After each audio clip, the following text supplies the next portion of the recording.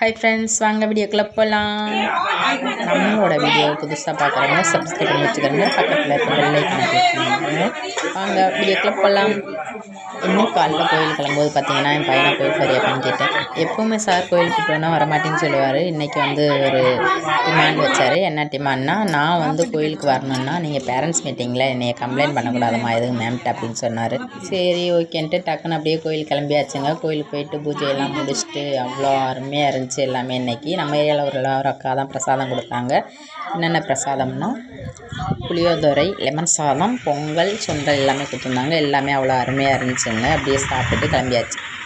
கிளம்பிட்டு தம்பியை கொண்டாந்து வீட்டில் விட்டுட்டு அப்படியே கடைக்கு கிளம்பியாச்சுங்க.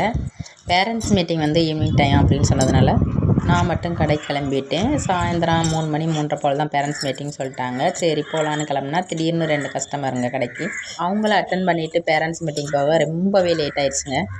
கிட்டத்தட்ட நாங்கள் பேரண்ட்ஸ் மீட்டிங் போகணும்னா எல்லா பேரண்ட்ஸுமே மீட்டிங்கெல்லாம் அட்டன் பண்ணிவிட்டு ஸ்கூலே அவ்வளோ வெறிச்சோடி ஆயிடுச்சு. ஆனால் நான் என் பையனோட கிளாஸுக்கு போகும்போது ஒரு 4 பசங்க மட்டும் இருந்தாங்க. சரி பாப்பாவுக்கு போய் அட்டன் பண்ணிட்டு வந்துடலாம் அப்படின்னு சொல்லிட்டு பாப்பா கிளாஸ் கிளம்பிட்டோம். பாப்பா கிளாஸ் ரூம் போனோன்னா ரொம்ப குஷியாகிட்டு அவங்க ஸ்போர்ட்ஸில் விளாண்டது, அவங்க கிளாஸில் டெக்கரேஷன் பண்ணது எல்லாமே காமிச்சாங்க.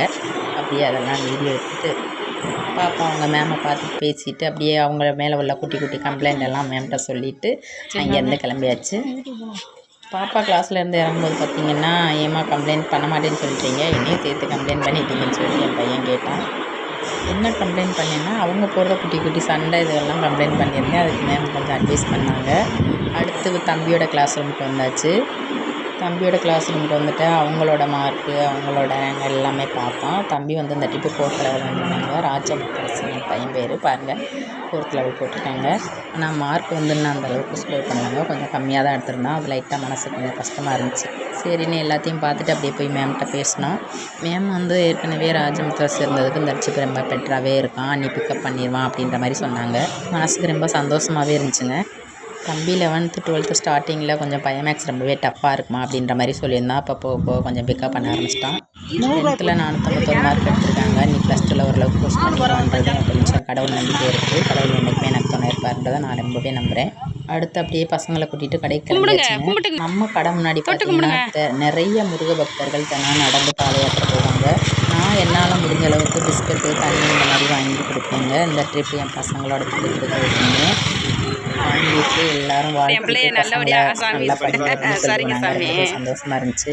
நாங்கள் பிஸ்கட்டு தண்ணியெல்லாம் கொடுக்கலாம். அந்த அம்மா ஓனரம்மா எல்லாம் ஹெல்ப் பண்ணாங்க. இந்த மாதிரி குட்டி குட்டி சம்பவங்கள் வாழ்க்கையில் நிறையா நடந்திருக்கா அப்படின்றத கமெண்ட் பாக்ஸில் சொல்லுவாங்க.